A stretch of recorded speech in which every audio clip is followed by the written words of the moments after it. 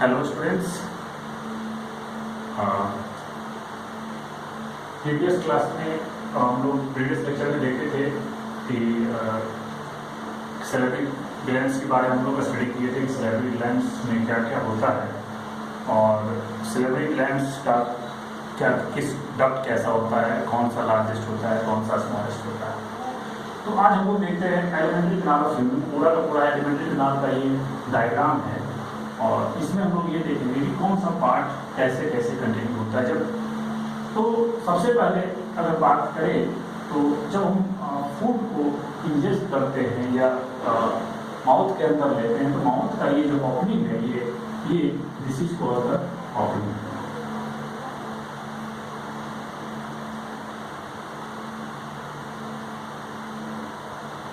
This is called the opening, and through mouth food enters into the buccal cavity. This is the buccal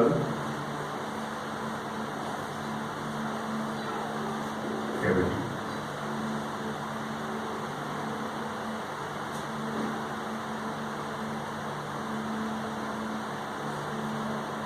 तो mouth के through food enter करेगा और कहाँ पहुंचेगा? Buccal cavity में। तो माउथ जस्ट अपर लिप और lower lip के बीच का स्पेस जो होता है उसको बोलते हैं माउथ। और माउथ यानी लिप्स और टीथ यानी माउथ और टीथ के बीच का जो स्पेस है उसको क्या बोला जाता है? वेस्टिबुली।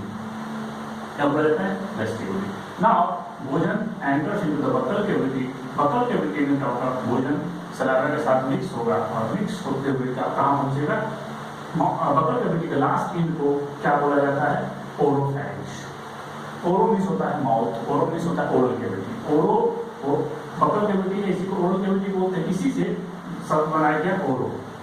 तो ओरो रीजन में पहुंचता है, इसको बोलते हैं ओरोफैरिंक्स। और ओरोफैरिंक्स के जस्ट बगल में क्या होता है? एक सॉफ्ट पैलेट का स्ट्रक्चर होता है जिसको ओवला। ओवला देखो पीछे में थोड़ा सा पार्ट होता है, थोड़ा सा निकला हुआ, उसको बोलते हैं ओवला। और ये क्या होता है? जो ये हमारा अपर सरफेस जो होता है आगे वाला वो क्या होता है? हार्ड पैलेट होता है और पीछे वाला सॉफ्ट पैलेट होता है। तो सॉफ्ट पैलेट नीचे थोड़ा सा लटका हुआ रहता है, उस मस्कुलर स्ट्रक्चर को क्या बोलते हैं? ओवला। ओवला की बात अगर करें तो ये ओवला का एक फंक्शन होता है। इस ओवला के जस्ट पीछे वाला पार्ट जो होता है, चूंकि ये नोज है, ये नोज से पीछे होते हुए कहाँ पहुंचता है? ये इस चूंकि नोज से यहाँ एयर आता है, इसीलिए इस रीजन को बोलते हैं नेजोफेरिंक्स। यानी ओवला का फंक्शन ये है कि वो नेजोफेरिंक्स और ओरोफेरिंक्स को क्या करता है? वो सेपरेट करता है। अब भोजन यहाँ से कहाँ पहुंचा? इस नेजोफेरिंक्स के पास। और यहाँ से जस्ट यहाँ से कंबाइंड रीजन होता है जहाँ पे एयर भी आता है और भोजन भी आता है। इस रीजन को बोलते हैं लैरिंगोफेरिंक्स। यानी इस रीजन को क्या बोलते हैं? लैरिंगोफेरिंक्स। अब जो यहाँ से भोजन आया कहाँ? इस रीजन में। अब ये रीजन अब यहाँ पे दो स्ट्रक्चर होता है। ये एक स्ट्रक्चर है जिसको बोलते हैं क्या? इस ओपनिंग को गले, और आगे जो ओपनिंग होता है इसको बोलते हैं क्या? इसको क्या बोलते हैं? ग्लोटिस। ये ग्लोटिस क्या होता है? ग्लोटिस के ऊपर में एक मस्कुलर स्ट्रक्चर होता है, फ्लिप लाइक स्ट्रक्चर होता है, फ्लैप जो उसको कवर कर सके, कवरिंग होता है, that is called the epiglottis. Epiglottis क्या करता है कि भोजन जब हम लोग सैलरिंग करते हैं तो सैलरिंग के टाइम पे ये भोजन गलेट में ही जाए, ना कि ये इसमें ग्लोटिस में आ गया। अगर ग्लोटिस में आ गया तो हमारी डेथ हो सकती है। इसीलिए जिस टाइम पे हम सैलरिंग करते हैं उस टाइम पे हमारा जो रेस्पिरेशन है कुछ देर के लिए रुक जाता है। रुकने का पीछे पर्पस ये होता है कि जैसे ही सैलरिंग करना होगा, यानी इस गलेट के थ्रू जैसे ही भोजन जाना शुरू करेगा, तो जैसे ही भोजन जाएगा तो ये क्या करता है? एपिग्लोटिस ग्लोटिस को ब्लॉक कर देता है। जैसे ही बंद कर देगा, जैसे मान लीजिए दो पाइप है, ये मान लीजिए ये दो पाइप है, तो ग्लोटिस क्या करेगा? इसको इस तरह से ये क्या करता है? इसको इस तरह से क्या करता है? कवर कर देता है। एक ही ओपनिंग खुला हुआ रहेगा और भोजन इसके थ्रू आराम से कहाँ पहुंच जाएगा? गले के थ्रू और इसोफेगस में आ जाएगा। और जैसे ही भोजन नीचे जाता है ये फिर से क्या होता है? अपने आप रिफ्लेक्स एक्शन के थ्रू क्या होता है? एपिग्लोटिस खुल जाता है। ठीक है। ग्लोटिस जो है, इस ग्लोटिस के थ्रू चूंकि एयर ट्रांसफर होता है इसलिए इसको विंड पाइप बोलते हैं। और गलेट के थ्रू भोजन जाता है, फूड जाता है, इसलिए इसको क्या बोलते हैं? Food pipe. Okay, now food जैसे ही गलेट में एंटर करता है तो एक मस्कुलर पाइप होता है, उस मस्कुलर पाइप को क्या बोलते हैं, ओएसोफेगस। और ओएसोफेगस का जो लेंथ होगा वो 25 सेंटीमीटर होता है, और 25 सेंटीमीटर का इसका लेंथ होगा ओएसोफेगस का। और ओएसोफेगस का मेन फंक्शन होता है क्या, कंडक्शन ऑफ फूड, यानी फूड जो गलेट में आया है उसको कहाँ ले जाएगा, स्टोमक के पास ले जाएगा। जैसे ही ये आगे बढ़ेगा तो आगे जो बढ़ता है भोजन, उसमें जो जिस मूवमेंट के द्वारा भोजन आगे बढ़ता है हमारे एलिमेंट्री प्लांट में, उस मूवमेंट को बोलते हैं पेरिस्टालसिस। पेरिस्टालसिस के थ्रू भोजन यूनिडायरेक्शनल में, हमेशा भोजन इधर से इधर ही जाएगा, इधर से इधर नहीं जाएगा। एक रेयर कंडीशन होता है, इसको वोमिटिंग बोलते हैं। वो रेयर कंडीशन में क्या होता है, इसी स्टोमक से भोजन बाहर निकल जाता है। ठीक है, तो पेरिस्टालसिस के थ्रू यूनिडायरेक्शनल मूवमेंट होगा और वो आगे बढ़ेगा। और ये ओएसोफेगस क्या करेगा, ओएसोफेगस डायफ्राम को, एक डायफ्राम जो हमारा, ये डायफ्राम क्या करता है, हमारा स्टोमक और अपर वाले रीजन को, यानी स्पेशली ये स्टोमक और थोरैक्स को, यानी यहाँ पे प्रेजेंट होता है, ये क्या करता है, ऊपर वाले रीजन को और नीचे वाले को रीजन को सेपरेट करता है। डायफ्राम के बारे में वो डिटेल में रेस्पिरेशन में पढ़ेंगे। तो यहाँ पे डायफ्राम के बीच से जब ये बिल्कुल पेनिट्रेट करते हुए क्या, ये ओएसोफेगस कहाँ एंटर करता है, स्टोमक। तो इस जो ये स्ट्रक्चर है इसको बोलते हैं डायफ्राम। और डायफ्राम में जो होल होगा, उस होल का नाम दिया गया क्या, हिएटम, इसी को बोलते हैं फोरामेन ऑफ बकलेट, फोरामेन ऑफ बकलेट। तो ये हिएटम, इसी स्ट्रक्चर को बोलते हैं। हिएटम के थ्रू ओएसोफेगस एंटर करता है कहाँ, स्टोमक। अब स्टोमक में जब भोजन आएगा तो यहाँ ओएसोफेगस से आने के लिए एक स्फिंक्टर होता है जो इसको गाइड करता है कि भोजन जाएगा कि नहीं जाएगा। इस स्फिंक्टर का नाम है कार्डियक स्फिंक्टर, या इसी को बोला जाता है गैस्ट्रो ओएसोफेगल स्फिंक्टर। ये स्फिंक्टर क्या करता है, ओएसोफेगस से स्टोमक में जो भोजन आएगा, जो फूड आएगा, उसको गार्ड करता है एंट्री के लिए। ये रिस्पॉन्सिबल होता है। नाउ स्टोमक की बात करें तो स्टोमक में जैसे ही भोजन आएगा तो स्टोमक में क्या होगा, इसका डाइजेशन होगा। स्टोमक क्या होता है, स्टोमक जे शेप होता है। इसका स्ट्रक्चर अगर देखें तो ये जनरली जे शेप होता है और इसमें 3 पार्ट होते हैं, फंडस, कार्डियक और पाइलोइड। इसका डायग्राम अगर हम देखें यहाँ पे, देखो ये पूरा डिटेल डायग्राम है इसका स्टोमक का। स्टोमक में ये अपर पार्ट जो होता है, ये इसको फंडस बोलते हैं। जनरली इसमें फिल्ड विथ गैसेस, इसी रीजन में गैस जनरली भरा हुआ रहता है। उसके नीचे वाला रीजन जो मेजर पोर्शन होता है हमारे स्टोमक का, वो उस पोर्शन को बोलते हैं कार्डियक। इस चूंकि मेजर पोर्शन कार्डियक और इसी कार्डियक रीजन में ही ये स्फिंक्टर होता है, इसीलिए क्या बोलते हैं इसको, कार्डियक स्फिंक्टर। क्या बोलते हैं, कार्डियक स्फिंक्टर। तीसरा पार्ट होता है पाइलोरिक। पाइलोरिक रीजन ही क्या करता है, ओपन होता है इसमें ड्यूडेनम में। चूंकि ये लास्ट पार्ट जो होता है पाइलोरिक होता है, इसलिए इसको बोलते हैं पाइलोरिक स्फिंक्टर। यानी पाइलोरिक स्फिंक्टर के द्वारा ये पाइलोरिक जो स्फिंक्टर है, यहाँ से डाइजेशन हुआ भोजन का डाइजेशन के बाद ये पाइलोरिक स्फिंक्टर से कहाँ एंटर करेगा, इस स्मॉल इंटेस्टाइन के पार्ट में एंटर करेगा। Small intestine is made up of 3 part, duodenum, jejunum और इलियम। तो ड्यूडेनम सबसे एक्टिव पार्ट होता है। क्योंकि एक्टिव पार्ट इसलिए बोलते हैं ड्यूडेनम को, क्योंकि ड्यूडेनम में ही सारा जो एंजाइम्स है, एसेसरी ऑर्गन्स का यहाँ पे आके, स्पेशली हिपैटोपैंक्रियाटिक डक्ट ओपन होता है। इस हिपैटोपैंक्रियाटिक डक्ट के थ्रू क्या होता है, यहाँ से बहुत सारा एंजाइम्स, बहुत सारा हार्मोन्स रिलीज होता है और वो क्या करता है, इसको भोजन जो आया है वो भोजन पूरी तरह से डाइजेस्ट हो। तो ये जैसे ही फूड जो यहाँ से फूड जो आया है, ये फूड एंटर कहाँ करेगा, ड्यूडेनम में। ड्यूडेनम में ही एक स्ट्रक्चर ओपन होता है जो हेपेटिक जूस और पैंक्रियाटिक जूस को यहाँ पे लाता है।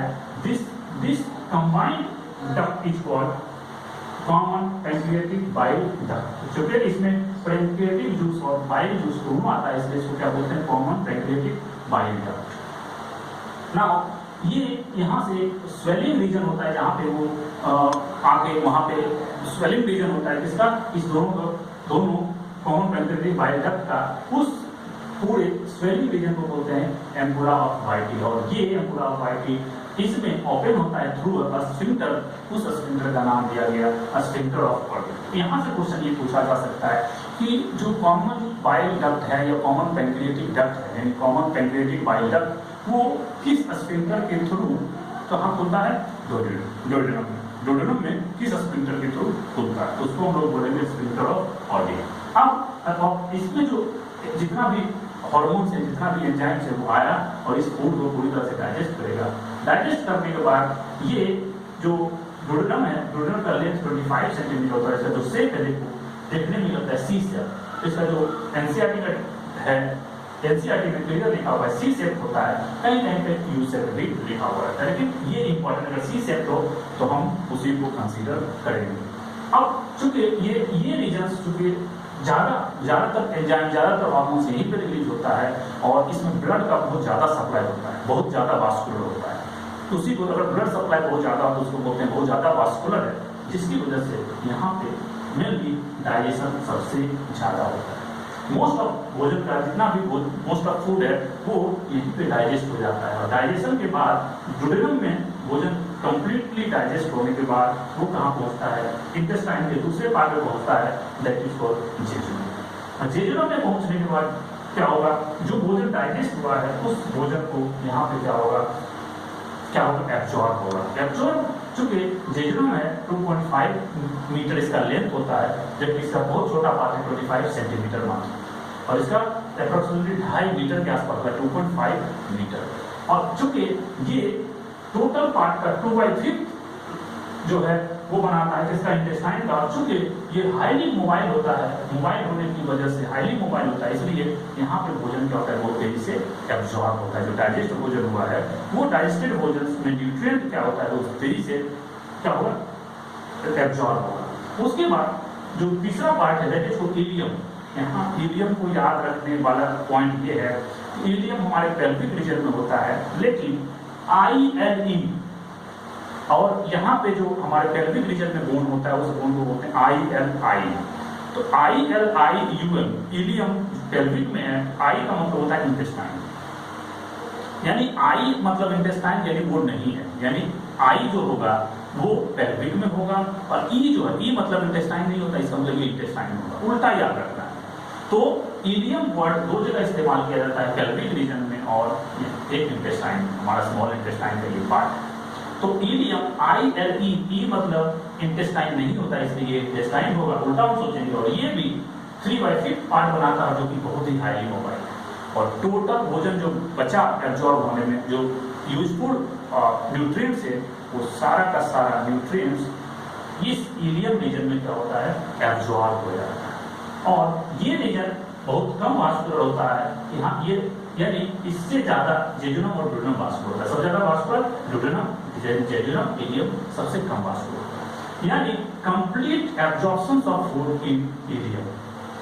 हमारा स्मॉल इंटेस्टाइन में डाइजेशन भी कंप्लीट होता है और यहीं पे एब्जॉर्प्शन न्यूट्रिएंट का जो इंपॉर्टेंट न्यूट्रिएंट्स है वो यहीं पे क्या होता है? कंप्लीट हो जाता है। अब यहाँ से जो फूड है, अब ये फूड अनडाइजेस्टेड जो होगा वो कहाँ एंटर करेगा? इस रीजन में। This is called the caecum. Caecum is the part of large intestine, यानी स्मॉल इंटेस्टाइन के बाद जो अनडाइजेस्टेड मटेरियल है वो लार्ज इंटेस्टाइन में आता है। लार्ज इंटेस्टाइन इसलिए बोलते हैं कि लार्ज इंटेस्टाइन का जो विड्थ होता है वो ज्यादा लार्ज होता है, इसलिए उसको लार्ज इंटेस्टाइन नाम दिया गया। ठीक, तो जो ये जो कॉमन पॉइंट है जहाँ पे स्मॉल इंटेस्टाइन एंटर करता है लार्ज इंटेस्टाइन में, इसको क्या बोलते हैं? सीकम। सीकम ये पार्ट है, यहाँ पे क्या होता है? जो हमारा अनडाइजेस्टेड मटेरियल है, जो बेकार का मटेरियल है, वो यहाँ पे पहुंचता है और यहीं पे हमारे इस रीजन में क्या होता है? ई कोलाई हमारे इंटेस्टाइन में प्रेजेंट, हमारे लार्ज इंटेस्टाइन में इस सीकम रीजन में प्रेजेंट होता है और वो क्या करता है? इस अनडाइजेस्टेड मटेरियल को यूज करता है, हमारा जो अनडाइजेस्टेड मटेरियल उसका इस्तेमाल करेगा, बदले में ये क्या करता है?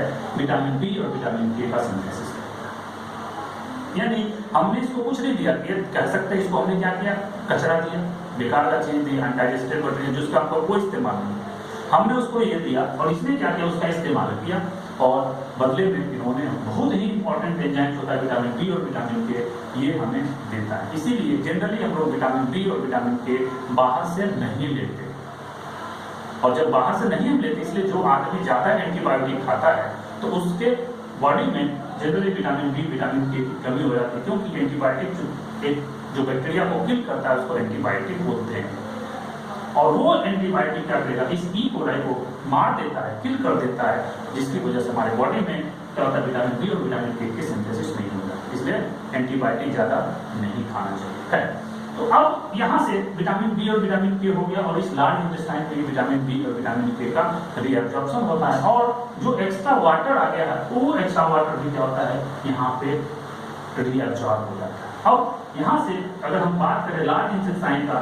तो लार्ज इंटेस्टाइन जो होता है वो 3 पार्ट में बटा हुआ रहता है। जो ऊपर की तरफ जाता है इसको बोलते हैं एसेंडिंग कोलोन, जो ट्रांसवर्स मूव करता है उसको बोलते हैं ट्रांसवर्स कोलोन, और फाइनली ये नीचे की तरफ आता है, that is called descending colon.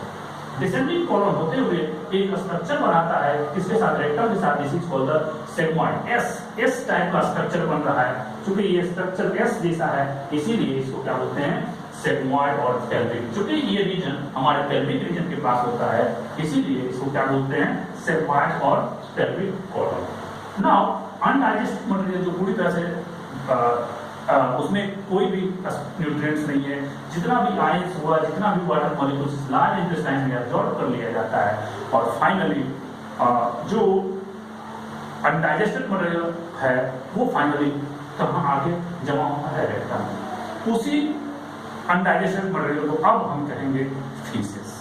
Faeces क्या होता है, इस रेक्टम में आके जमा होता है, और जैसे ही एक सर्टेन अमाउंट बनता है तो वो क्या करता है, हमारे इस रेक्टम के वाल पे पुश करता है।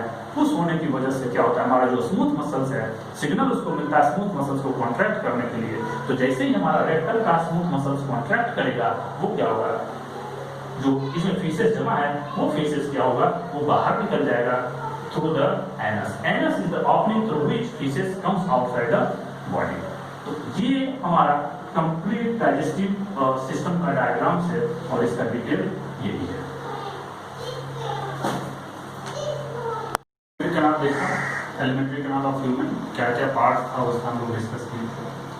अब हम लोग देखते हैं कि अगर हम जो हमारा एलिमेंट्री कैनाल है उसको अगर हम सेक्शन काट के देखें, उसका डिसेक्शन काट के देखें, तो उस डिसेक्शन में हमें क्या क्या दिखता है, स्पेशली ट्रांसवर्स, इसको बोलते हैं ट्रांसवर्स। अगर ये गट है, ये अगर इसको इस तरह से काटे इसको बोलते हैं ट्रांसवर्स सेक्शन, और अगर इसको वर्टिकल काटे इसको बोलते हैं वर्टिकल सेक्शन। ठीक है, तो हम लोग क्या करते हैं, इसको ट्रांसफर सेक्शन काट के इस तरह से, जैसे ये गट है, ये गट नीचे की ओर गया है इस तरह से, और इसको अगर हम कट करते हैं इसको बोलते हैं ट्रांसफर सेक्शन, और इसके बाद इसको इस तरह से करके हम लोग यहाँ पे देखते हैं कि इसमें क्या क्या पार्ट होते हैं। तो इसमें अगर हम बात करें, तो अगर हम ल्यूमेन की तरफ से चले, इसको बोलते हैं ल्यूमेन। ल्यूमेन मतलब जिसके थ्रू फूड क्या करता है, पास करता है। फूड जब जिसके थ्रू पास करता है उसको हम लोग ल्यूमेन बोलते हैं, और ल्यूमेन से हम लोग बाहर की तरफ चलेंगे और उसका नोमेनक्लेचर करते चलेंगे।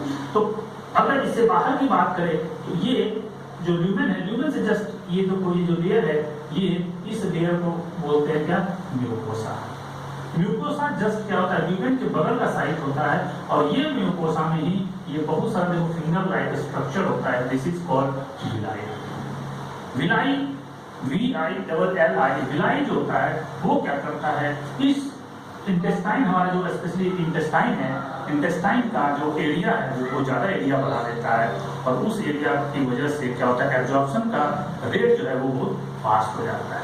और इसी बात करें म्यूकोसा की, तो म्यूकोसा का जो लेयर है, ये अगर बात करें तो म्यूकोसा में क्या है कि ये जनरली यहाँ ये क्या होता है, मॉइस्ट लेयर्स होता है, मॉइस्ट मतलब भीगा हुआ लेयर होता है, और इसी पे जितना भी रिएक्शन कंप्लीट होता है, जो हार्मोन्स, जो एंजाइम्स निकलते हैं, वो सारा रिएक्शन यहीं पे कंप्लीट होता है। इसीलिए ये फ्रिक्शन रेसिस्टेंट होता है एपिथेलियम, और ये एपिथेलियम का बना होता है, यानी ये लेयर काफी फ्रिक्शन लेस होता है, और जितना चूंकि यहाँ पे अगर एंजाइमेटिक रिएक्शन होगा तो इसमें डैमेज ना हो जाए, इसलिए क्या होता है, ये फ्रिक्शन लेस होता है, यानी यहाँ फ्रिक्शन क्रिएट नहीं होता है। दूसरा, it contain secretory and absorptive cells, मतलब हमारा स्पेशली इंटेस्टाइन की बात करें, स्मॉल इंटेस्टाइन की बात करें, तो वो उसमें क्या होता है, बहुत सारे डाइजेस्टिव ग्लैंड सिक्रीट करता है। क्यों करता है सिक्रीट, क्योंकि उसका भोजन जो आया है फूड, उसका डाइजेशन होना है, और दूसरा डाइजेशन के बाद वहाँ पे जो सेल होगा, जो सारा डाइजेशन के बाद जो न्यूट्रिएंट है उसको एब्जॉर्ब करने वाले सेल्स को बोलते हैं एब्जॉर्प्टिव सेल। तो ये दोनों सेल्स वहाँ पे बहुत ज़्यादा होंगे, एक डाइजेशन में हेल्प करेगा और एक एब्जॉर्प्शन में हेल्प करेगा। और इसके साथ साथ स्मूथ मसल सेल प्रेजेंट होते हैं। ये म्यूकोसा के बेस पे ही क्या होता है, ये जस्ट बेस पे क्या होता है, स्मूथ मसल्स होते हैं। स्मूथ मसल्स का काम ये है कि वो हमेशा कॉन्ट्रैक्ट करता रहेगा, और कॉन्ट्रैक्ट अगर करेगा तो क्या होगा, इस कॉन्ट्रैक्शन की वजह से क्या होता है, फूड जो है एक साइड मूवमेंट होता है, दैट इज कॉल्ड पेरिस्टाल्सिस, यानी that movement of the food in unidirectional into the gut या into the intestine is called peristalsis. तो पेरिस्टाल्सिस के लिए ये बहुत जरूरी होती है।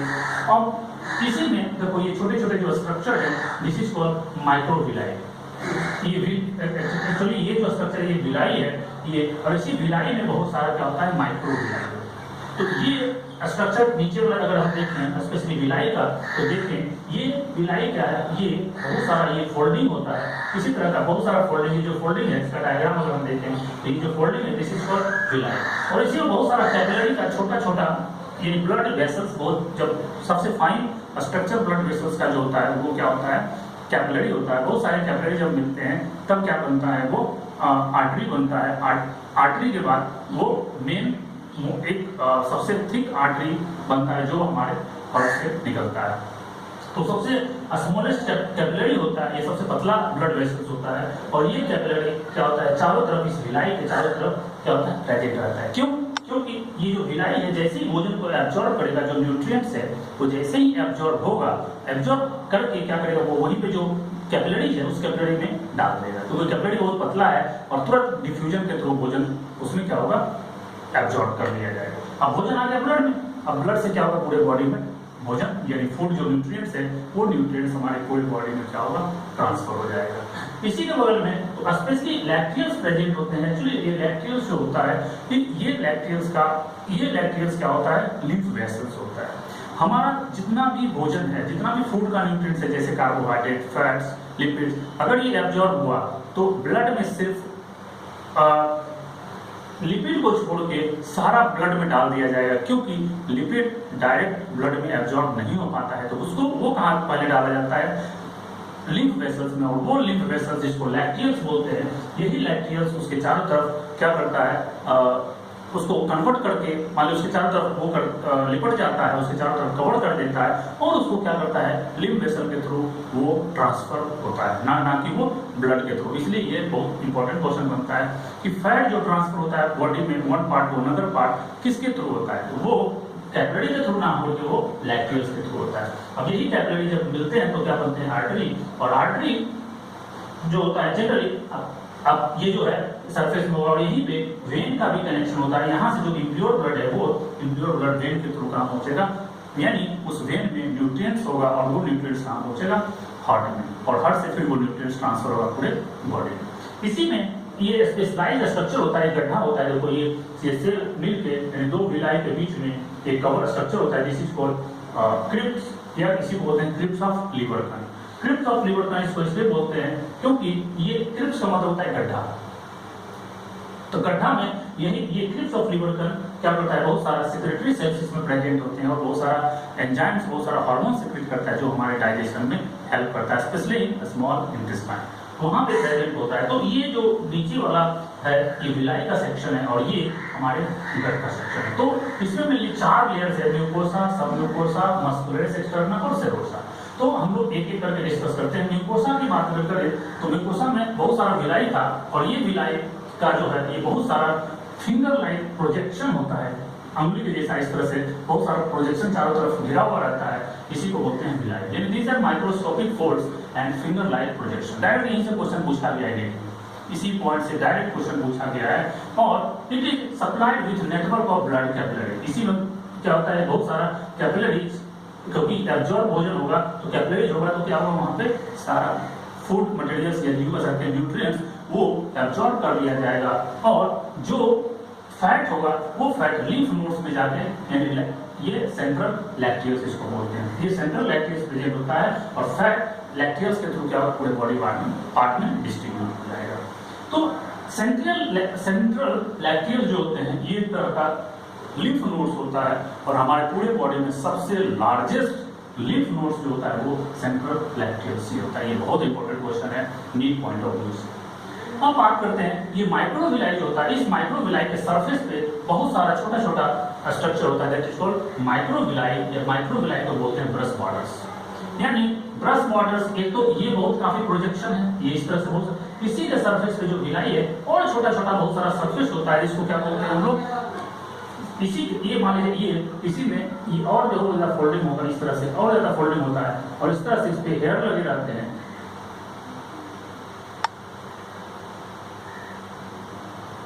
इसी को क्या बोलते हैं माइक्रोविलाई और ब्रश बॉर्डर। तो माइक्रोविलाई क्या करेगा, माइक्रोविलाई एक्चुअली करता क्या है, ये इस विलाई का सरफेस एरिया और बढ़ा देता है, और इस चूंकि ये produce numerous microscopic Bristol like projection होता है, ब्रिस्टल छोटे छोटे जैसे ब्रश होता है ना, तो ब्रश में जो छोटे छोटे लगे हुए थे उसको ब्रिस्टल्स बोलते हैं। तो उसी तरह से ब्रिस्टल लाइक स्ट्रक्चर होता है, और इसका मेन जो फंक्शन है ये क्या करता है, सरफेस एरिया इंक्रीज करता है। किसके लिए, ताकि न्यूट्रिएंट बहुत ज्यादा तेजी से एब्जॉर्ब हो जाए, यानी for the absorption of nutrients. इसी में और भी बहुत सारे स्ट्रक्चर होते हैं इसी म्यूकोसा में। इस म्यूकोसा में म्यूकस और गॉबलेट सेल होते हैं। ये गॉबलेट सेल क्या करता है, म्यूकस रिलीज करता है, और ये हमारे इंटेस्टाइन में या हमारे एलिमेंट्री ट्रैक्ट में बिलियंस इसका नंबर होता है, बिलियंस में नंबर होते हैं। और गॉबलेट सेल एक यूनिसेलुलर ग्लैंड्स, ये बहुत इंपॉर्टेंट ये भी क्वेश्चन है कि अगर ये पूछा जाए कि हमारे बॉडी में कौन सा ऐसा ग्लैंड है जो सिंगल सेल का बना होता है, तो वो सिंगल सेल का बना होता है क्या, गॉबलेट सेल, इसी को बोलते हैं म्यूकस ग्लैंड या म्यूकस गॉबलेट ग्लैंड भी इसको बोलते हैं, और ये सिंगल सेल स्ट्रक्चर होता है। ठीक है, अब बात करते हैं इसका फंक्शन। गॉबलेट सेल या म्यूकस ग्लैंड जो होता है उसका फंक्शन क्या होता है, ये क्या करता है, म्यूकस को रिलीज करता है। क्यों म्यूकस को इसलिए रिलीज करता है, जैसे हम लोग यहाँ पे बात करें कि अगर ये म्यूकस होगा तो म्यूकस क्या करेगा, जब भोजन फूड जो है ट्रांसफर होता है तो उसको क्या करता है, लुब्रिकेंट, जैसे अगर मान लीजिए लुब्रिकेंट बना है तो भोजन क्या होगा, तेजी से स्लिप करता हुआ, मूव करता हुआ हमको आगे बढ़ता चला जाएगा।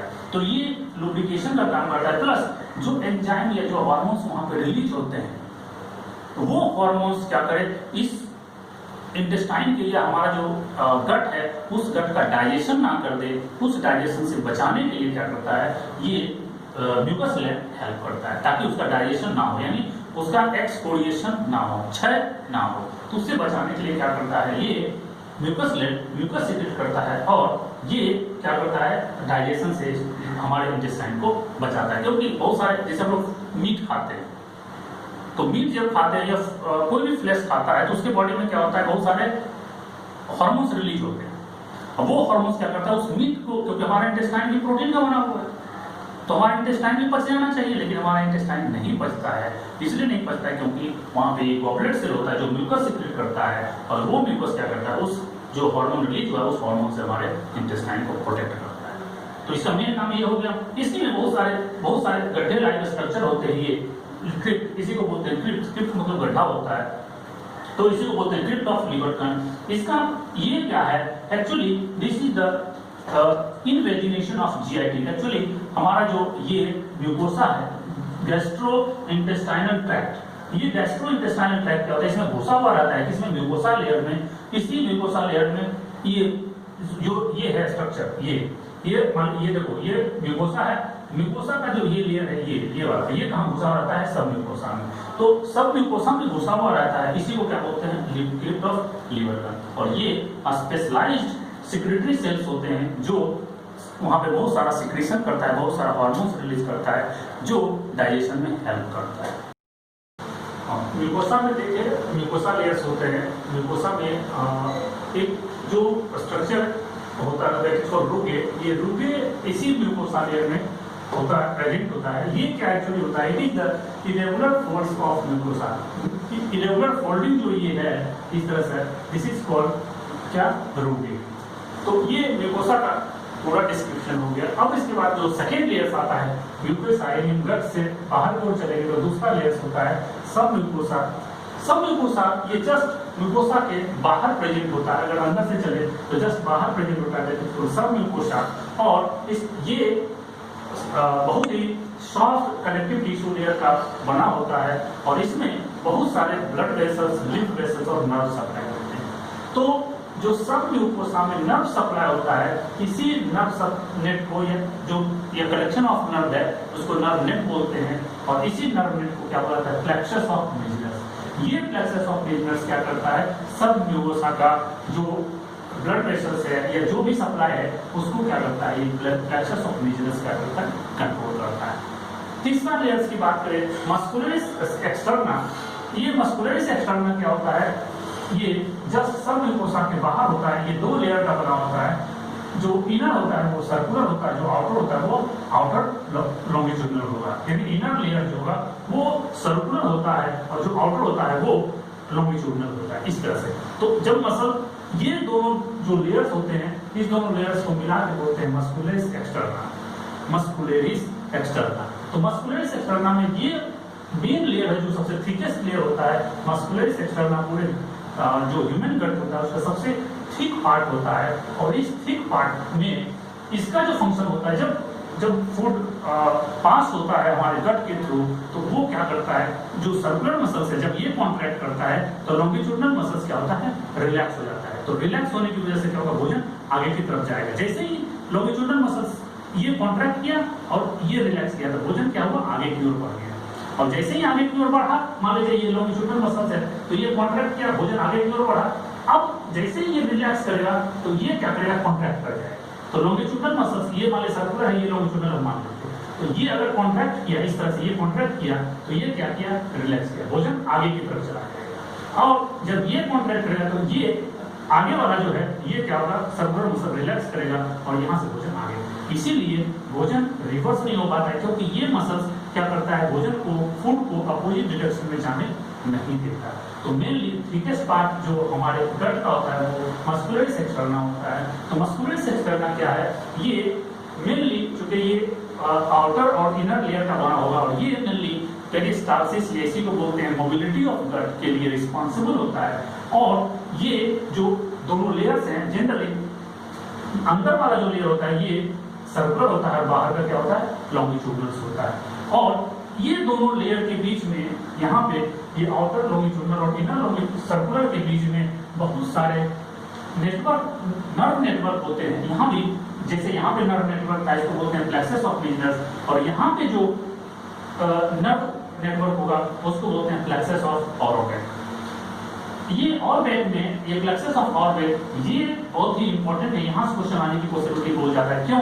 क्योंकि यही नर्व नेटवर्क जो प्लेक्सस ऑफ ऑर्बिट है ये क्या करता है, हमारे गट की मोबिलिटी को क्या करता है, कंट्रोल करता है। इसी मोबिलिटी को बोलते हैं पेरिस्टाल्सिस, यानी पेरिस्टाल्टिक मूवमेंट जो हमारा गट में होता है उसको क्या करता है, कंट्रोल करने वाला नर्व नेटवर्क जो है, nerve network plexus of orbit. और सबसे लास्ट लेयर होता है सेरोसा। सेरोसा सबसे आउटर लेयर होता है, this is called serosa, outer layer. और ये क्या होता है, ये बहुत थिक होता है और ये फाइब्रस कोटिंग का बना होता है और इसी में स्क्वामस एपिथेलियम प्रेजेंट होता है। ये भी जरूर ये पूछेगा कि सेरोसा किस टिश्यू का या कौन सा एपिथेलियम टिश्यू यहाँ पे प्रेजेंट होता है। यहाँ पे स्क्वामस एपिथेलियम यहाँ पे प्रेजेंट